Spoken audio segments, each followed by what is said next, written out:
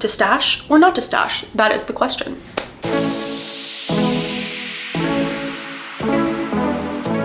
Hi, I'm back. Today we continue our discussion on stash. I just finished a video on how I knit down like an entire year's worth of stash yarn, and at the end of that video I was like, I might think about the pros and cons of actually having a stash, and immediately the gears started turning and I had to like continue. I just couldn't let it slide.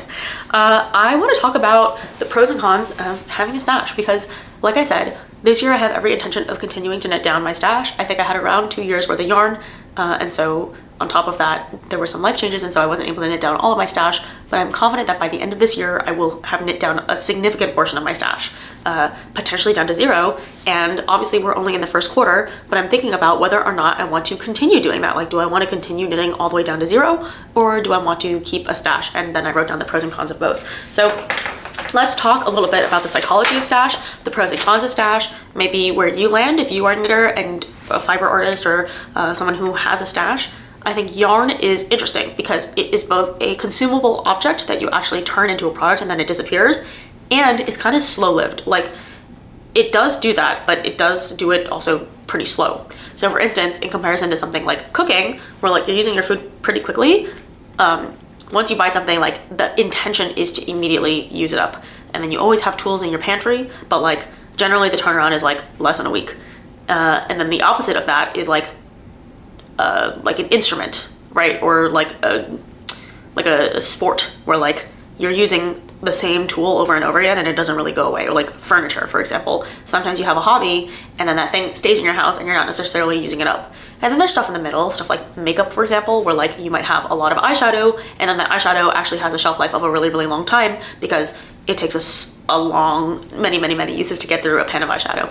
I'm using examples from my real life. I'm sure there are like many more. Fiber arts and knitting specifically is in that middle spot where like sometimes it's a matter of like it takes forever to go through something, and yet at the same time it's really easy to buy stuff because the mentality is like, well, I'm going to use it, I'm going to use it up, and it's going to be gone. It's not always going to just be sitting here forever and ever, in comparison to a hobby where like the consumption doesn't ever go away and then like it's just sitting there forever, so you can really only have so many. So I think as someone who has knit a lot and bought a lot of yarn, I can talk about the psychology of owning a stash, like the psychology of why you would want to have a stash. And for me, these are my reasons, right? Like there's a benefit, there's definitely many. For one, it can be a matter of like putting together steps towards becoming closer to your fantasy self, right? Or putting together steps even to becoming your best self. Like I am someone who like wants to wear more pink, for example. And so like, I'm gonna buy this yarn because if I buy this yarn, then I will have yarn on hand to knit myself a pink sweater, knit myself something bright, or knit something that is going to be showing off my curves or whatever, right? Like you might have a stash because that product then becomes kind of a commitment. So you have the materials to make a commitment to something, and now you're going to do it. It has something to do with aspirational knitting, right? I want to be the kind of person who wears lace, so I'm going to buy the kind of yarn that is good for lace, or I want to be someone who knits cables, and so I'm going to buy yarn that's going to be really beautiful and delicious in cables. It can also be a sense of just retail therapy. Like honestly, sometimes you want to support your local community, you want to knit in a local knit group, you want to go somewhere, and then you also want to have a little bit of a souvenir there, or you want to have a little bit of like a pick-me-up. And honestly, knitting like is not that expensive compared to other hobbies where you might be like golfing, or you might be I don't know, going on vacation. Karaoke is expensive. Even something like going to the bar is kind of expensive. I don't really do like coffee shops, right? But in comparison, if you don't want to go to a restaurant, you don't want to go to a coffee shop, you don't want to shop for clothing, okay, well you can buy yarn, and the yarn is going to last you hours and hours and hours of knitting. And so there's a little bit of that like dopamine boost from the retail therapy, and then the dopamine boost from like doing the thing with your retail therapy, which might be fun. Another reason why stash might be good is because like cost savings and just taking advantage of sales. I know people who don't have a stash and they buy yarn for each project, but that also means that they're not buying yarn when it's on sale. So like me and my knitting friends, a lot of us are always talking about what websites are doing what sales, what's 20% off, what's 30% off, what's being on clearance, what's an event that's happening. When you buy yarn that's 30% off the retail price, you now knit a sweater that's 30% off the retail price. If you were to buy the yarn fresh and you don't have the worry of a stash, well then you're losing out on those savings. So like there's also a financially practical component to knitting, buying yarn and having it in your stash, because like maybe you don't want to knit the sweater currently, or like you don't need to knit the sweater currently, but if you were to wait until you needed it, you would be paying more. On the same note, sometimes there are bulk discounts. So there are websites where like if you buy up to a certain amount, okay, all of a sudden you get like 20% off. So you're buying $100 worth of yarn. If you weren't gonna buy $100 worth of yarn now, but you were gonna buy $100 worth of yarn in the quarter, you might as well do it in one go, but then you have a stash, right? So like that just ends up happening.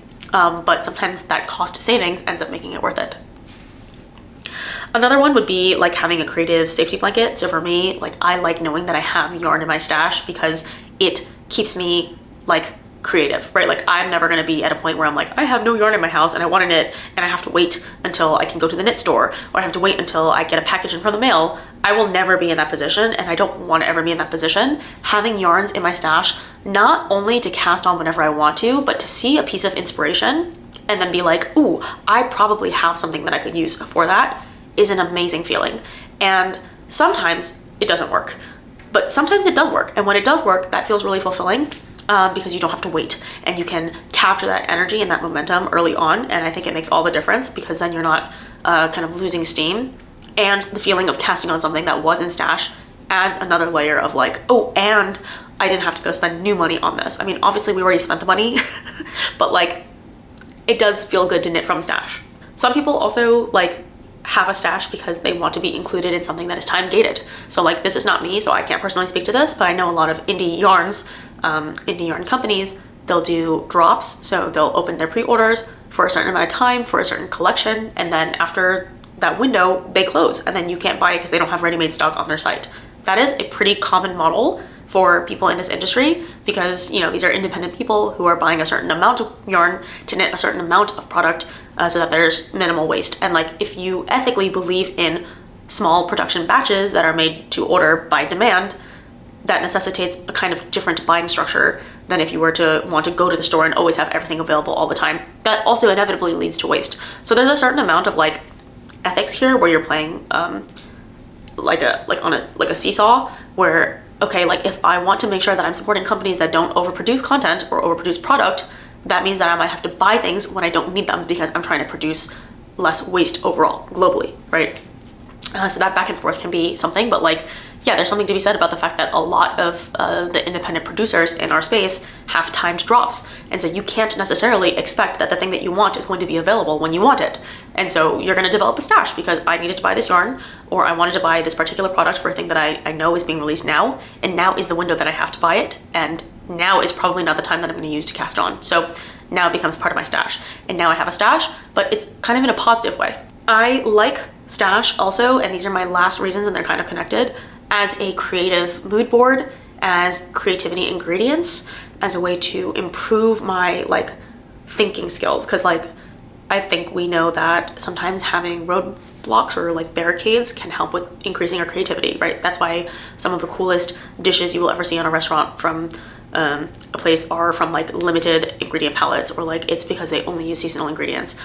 For me, like my seasonal ingredients are like the color palette that I'm using or the mood board that I've set up. There is some kind of thing that is inspiring me, and I am limiting myself, I'm confining myself to certain parts of my stash to create that look. And I can create a creative mood board. I can use them as paint colors. Like there is something really satisfying about going in there and physically having the sensation of like touching, feeling. I'm not even including collecting, but like that's another one, right? Like you might be someone who really likes stash because you like having physical products. You like collecting stuff. You like seeing the color in person. You like having different options. You like knowing exactly how to like mix and match stuff and opening up your horizons for different options, as opposed to just having the one thing that you bought for the one project and like that's what you've committed to because that's what you saw in the store or that's what you ordered online and like that's it. Well, on the other hand, you know, I'm thinking about what it would be like to be someone who doesn't have a huge stash. Now, I have been someone with a big stash for a pretty long time because like I mentioned, I used to crochet, but when I crocheted, I didn't have as much of a stash. I had like one bin of yarn. Now I have more than like way more than one bin of yarn. But you know, there's something to be said about having a smaller stash, not having a stash. I've never been that person, and I'm contemplating what it would be like to be that person and some of the benefits that would come with that. And some of these benefits are actually pretty compelling to me, right? So like one of them is that yarn doesn't dull its shine. So for me, when I have yarn in stash, it feels very different from like yarn that was brand new. Not to say that like yarn isn't all special, and part of this could be the way that I bought yarn, which was in bulk, on sale, because it was a good deal, you know, like whatever, blah, blah, blah.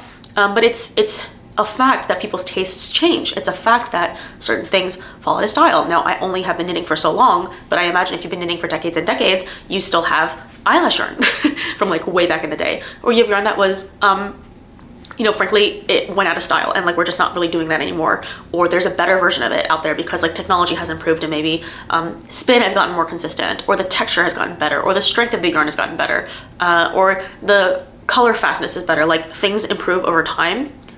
Generally, I know enshittification is definitely a thing, but like sometimes you hold onto a stash for so long that it doesn't feel special anymore because you've had it. You've been looking at it for a long time, you haven't done anything with it for a long time, or it literally gets replaced by a better thing on the market and now in comparison it's no good, or just your tastes change. I think that's very, very valid reason to not have stash, period, because like the whole point of knitting is to be happy with it as a hobby and as an activity and as a product. And if I'm using my stash as like almost feels like hand-me-downs for myself, that alone kind of ruins the experience. It can ruin the experience. It can ruin the experience. I'm not saying it always does, but like it's very possible that like I'm knitting with yarn that I bought for myself because at one point I thought it was really exciting, and by now it's not exciting anymore. That sucks. Nothing has changed about that yarn besides the fact that it was sitting in my stash. And so plenty of times recently I have wanted something because it was so beautiful, so stunning, I was so compelled to get it. But I thought, hey, in 8 months, if this doesn't feel special to me, I'm gonna have wasted this money because it's not special to me anymore. I want this yarn to always feel bright and amazing and perfect and new. And if I want that to be the case and I can wait, I'm just gonna wait. And so in many instances where it is possible to get a colorway that is like not limited edition, not small batch produced, where like, you know, it may be here and it's never gonna be made again until like who knows when, I will wait. And so far it's been a good feeling. Like I have plenty of yarns that I just like jot down in my head as things that I love, colors that I want to try, brands that I want to try, and it just goes in a wish list. And when I am ready to cast on for that particular project, I will get it. So far that's been feeling really good. So now I'm thinking it can preserve some of that sparkle, some of that emotional shine. That in and of itself might be a good reason to not have stash. The next one is that it prevents guilt or the feelings of rushing through a queue. I look at that stash and I've seen plenty of people say that stash kind of sounds like a to-do list. You look at your library and instead of it feeling like a beautiful bookshelf of possibilities, it's looking like things that I need to get through. And I think this has to do with people who like want to collect books in their home and like want to have a library in their home with their TBRs and like stuff that inspires them, versus people who are like, I just want to read the book that is like, I'm reading now. I'm gonna take it out from the library, I'm gonna download the ebook, and like that's it. I don't have any intention of just like hoarding a bunch of books and then like choosing from my collection later.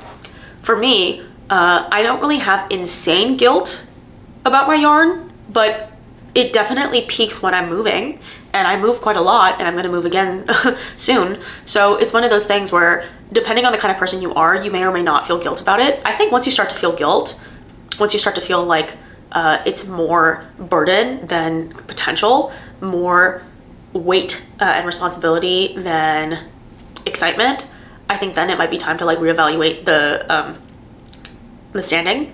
Right now, as it stands, I'm still pretty excited about my stash. I'm pretty excited and pretty happy. I see everything as opportunity. And so I'm in a good place currently.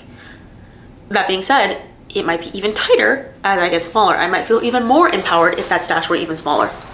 But I can tell you, like a year ago, it was more stressful than anything else, right? So it really just depends on taste, and it depends on your personal tolerance for that kind of thing. But I could definitely see like once it gets to a point of guilt, that's not enjoyable. Like at that point, I would just say like donate it, sell it, get rid of it, and start over, because there's no reason why a hobby that we do in our free time, that we do with our own two hands, that is laborious and puts straight on our bodies, should be something that like is emotionally taxing and causes you guilt. Like that's just not practical. I think also if you're someone who is fatigued by analysis paralysis, if you feel like you're overwhelmed by too much option, like let's say you have the entire color picker available to you, sometimes that's much harder than having a discrete grid, right? Shopping in stores sometimes feels really good because everything is color coded and there's a cohesive look for that season, compared to a thrift store where everything is mixed in together, and that can be really overwhelming, right? So I can understand both options. And like, I have to say, I love going to a store where there is a cohesive color scheme for the season. I love when there's like accent colors and everything is divided into little sections. It's different vibes. Like a Zara, for example, I love shopping at a Zara. I never really buy anything from Zara, but like I love going in there, and I love seeing that they've divided the store into different looks, different outfits, different colors, different textures. But each section is kind of its own thing. I mean, not having a stash or having a very limited stash, you might have less of that like visual overwhelm where it's like all of that yarn is all different textures, all of the seasons, all of the colors, all of the weights. I mean, that can be a lot, and I can understand like it might, I don't want to say cheapen the effect, but like it could, like frankly, it just kind of can cheapen the effect. Having less, curating more, that oftentimes is a signal of more boutiqueness, or like, you know, it can be more visually pleasing, and like when it's more visually pleasing, the friction is lower. So I am thinking about, you know, maybe I just buy yarn for the next season and it looks pretty, it looks cohesive, it makes the studio into like a visual thing where it looks more staged and not like someone operates a studio out of this space, which, you know, that can be a con or a pro depending on the kind of person you are. The next one is no dye lot issues. I don't personally struggle with this, but I do know plenty of people in my knit groups who start projects with stash and then they play yarn chicken, which I don't do. I don't like playing yarn chicken. But some people will play yarn chicken, lose yarn chicken, and then it's like, oh my God, I need to buy a new skein of this thing. I did find it. It is still being produced. But what are the odds that if you bought a yarn 2, 3, 5, 7 years ago, 10 years ago, 12 years ago, that they produce it and they produce the yarn dye lot exactly the same way? Slim to none. So I've never had dye lot issues from like having stash and then having to get more. I've had dye lot issues because I buy a yarn at once and there's not dye lots that are all the same at once. That sucks, but there's nothing I can do about that. But yeah, I think you minimize issues like that. You minimize issues of them changing stuff. So like, let's say they change a supplier or they change a mill, and then you buy a new yarn to finish a project or to yeah, basically to finish something that you started, and you realize that, oh, like there's a difference in the way that they've produced this yarn. I can't imagine how frustrating it would be to get like 70% away through a project and then all of a sudden like the bottom of my left sleeve looks entirely different from the rest of it.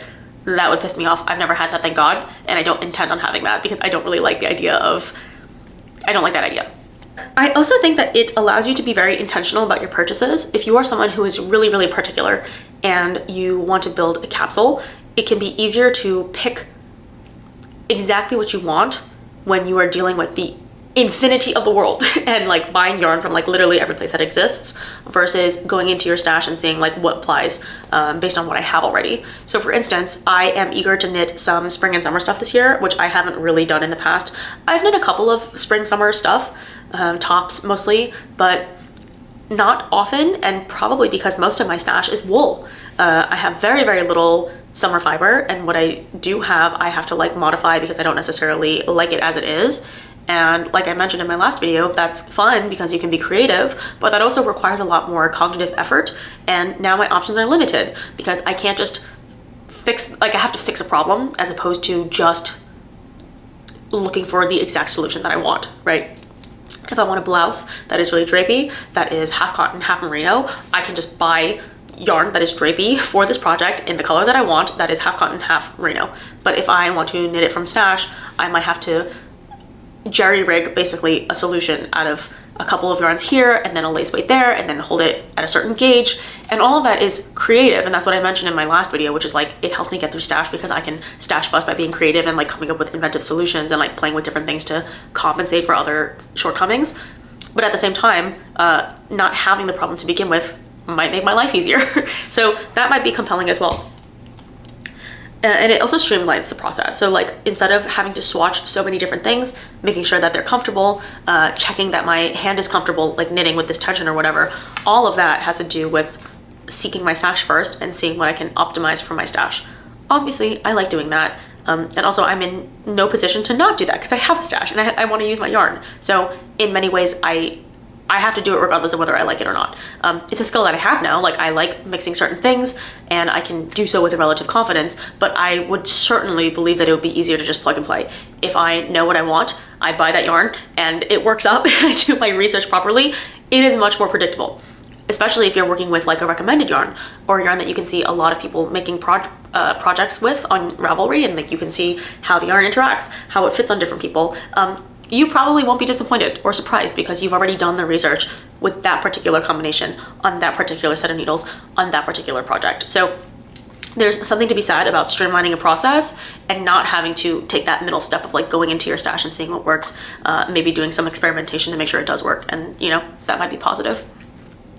And then the last reason why it might be nice to kind of deal with no stash and buying yarn as it comes is that it reduces overconsumption. One person that I follow who has no stash really is Ali Makes Everything, I think.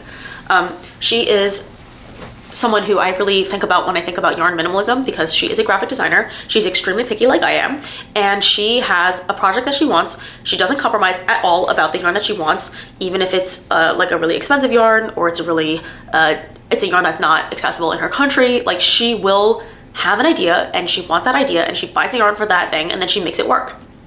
And when I think about that kind of person, one, the discipline is amazing, and two, I think about the fact that like she's probably like, even though she's spending more money on projects, and I look at the way that she is uncompromising, she's unwilling to buy a cheaper yarn just because it's cheaper. She's going to buy the yarn that she wants for the project that she wants to make. And I think, oh my gosh, that must get really expensive. But I think as someone who overconsumes yarn, I have more yarn than what I'm knitting. Yeah, actually, maybe it's not, right? Like, maybe being the kind of person who buys only the perfect yarn for what you want isn't going to contribute to overconsumption, because if you're not going to use the yarn, you're not going to buy the yarn. And so all those extra skeins of yarn that you're buying just for funsies, just roll that amount, that budget, back into the actual budget of like, okay, now if I want to buy a t-shirt, the only yarn I will ever buy is to make the t-shirt that I'm making. There's no other reason to buy yarn except for unless it's a thing that I want. And I think that's what happens when yarn is only used as a medium for your craft. I think a lot of us who build stashes, yarn is also itself a hobby. And so we love yarn, we love collecting yarn, we love the way that the yarn looks, we love the way the yarn feels, we like looking at the yarn, we like holding the yarn, and just like, I have a piece of yarn at my keyboard as like a wrist rest, and it's a skein of yarn that like, I don't know what to do with. Like, it's a color that I don't know why I have it, to be honest, right? It's fine, I like it, and like one day I will find a use for it, but like for now, it's just like sitting there. Yeah, it was like blatantly overconsumption. And there are so many versions of that, especially if you're swayed by hand-dyed yarns like I am. I am so swayed by hand-dyed skeins of yarn, especially when they're cute and they're interesting color combinations and the skein looks so adorable, like twisted up, and you can see all these speckles. And sometimes you see a skein of yarn that like feels like your personality, and you're like, this thing is me, and I have an egotistical thing about like wanting to have this thing that reminds me of myself, or it feels so perfect for me, right?